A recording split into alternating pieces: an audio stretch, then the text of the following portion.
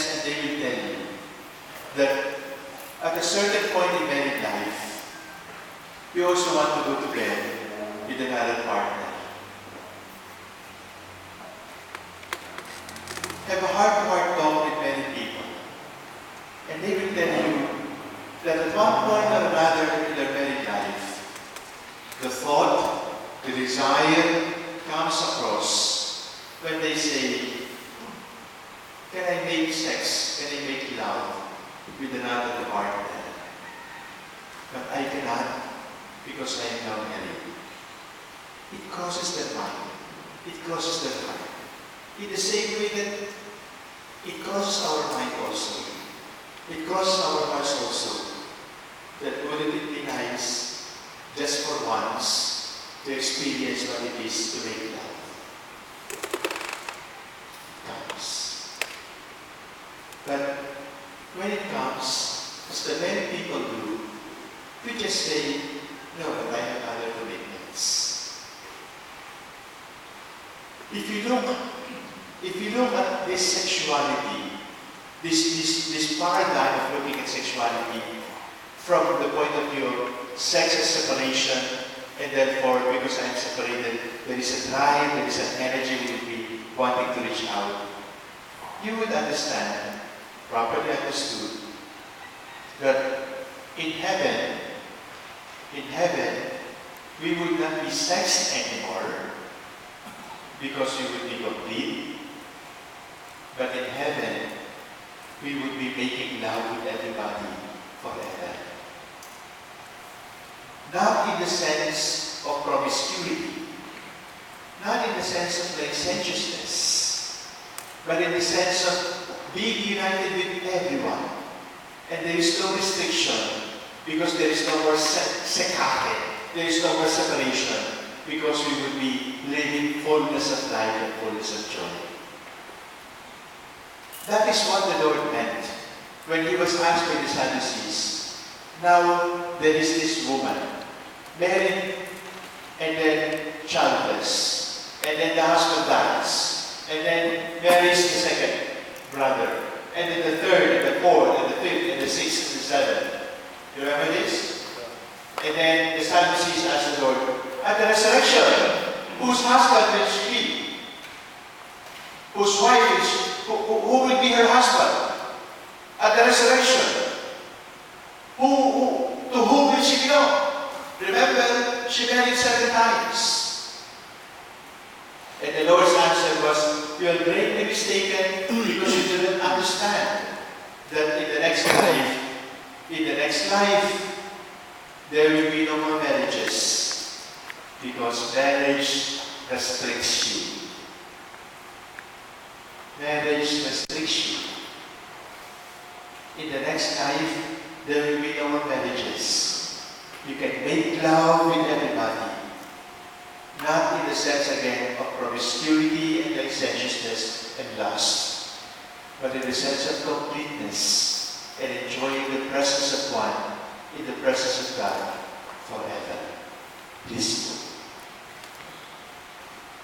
That is heaven. In heaven, yes, there will be no sex, because sex restricts. But in heaven, what we cannot do with our limited sexuality here on earth, we will do forever in heaven. How does that relate to us? I'd like to present to you the levels of relationship that we human beings go through. We celibates, or many people go through. The first level of relationship is a level of acquaintance. Acquaintance meaning to say, you know the name, you know the seminary where he studied, you know his parents' present assignment, you know where he came from when he was born, you know how old he is, and so on. Acquaintance. You can have as many acquaintances as possible. Hundreds, even thousands. You can remember names. You know, one of the significant persons in my life who really struck me for name recall was Pope John Paul II. I was a young secretary, 2 months of priest, and the cardinal had a meeting in Rome. So, in the course of the meeting, he had an audience with the Pope. And the Pope introduced, the Cardinal said introduced to the Pope, me. And the Cardinal said, Holy Father, this is my secretary. The Pope looked at me and he said to the Cardinal, why do you allow your life to be controlled by a boy? So, well, he meant this as a joke. So, the Pope turned to me and said to me, what is your name? And I said, Socrates. Socrates. And pointing the finger at me, Socrates, Socrates. Very good name, philosopher. And with picture taking, he gave me a rosary, and then that was it. And then EDSA 1986 came. And Cardinal Sin was in hot water for calling the people to go to EDSA. So we had to make a report to Rome about what really transpired. And this time, it was a private audience. And the Cardinal and I entered the office of the Pope. And the Cardinal greeted the Pope with Buongiorno, my father. And then saw me with the Cardinal.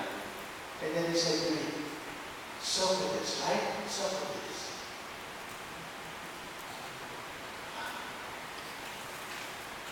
Socrates, after 4 months of meeting valid people, that he can recall names.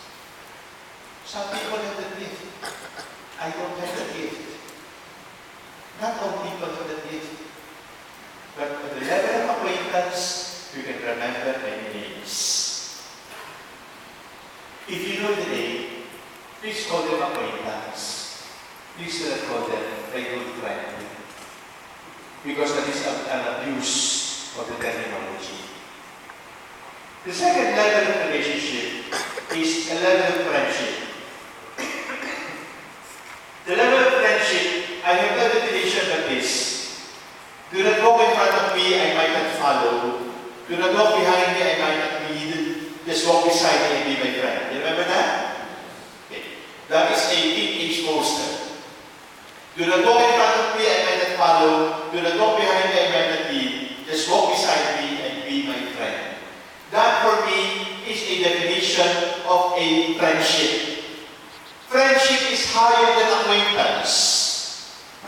Because friendship means you can share the common direction.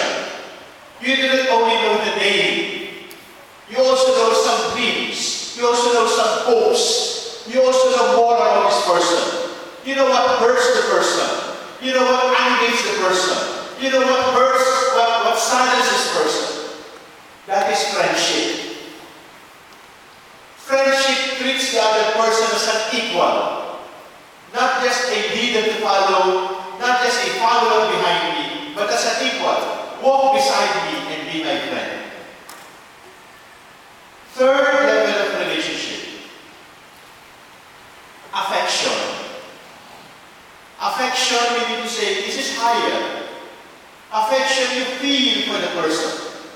There is affectivity involved. What it means is, you do not only share dreams, you miss the person. You do not only share dreams, you cry when the person is not there. You do not only cry when the person is there, you are happy and excited when you are together. It doesn't have to be a girl with a boy. It may be a boy with a boy or a girl with a girl. It doesn't have to be celebrate and celebrate. It may be celebrate and married. But what is important is there is affectivity that is poured into the relationship. It is not just sharing common dreams. It is not just sharing common hopes. There is affectivity, there is feeling. And then the fourth and highest level, higher than affectivity, is intimate.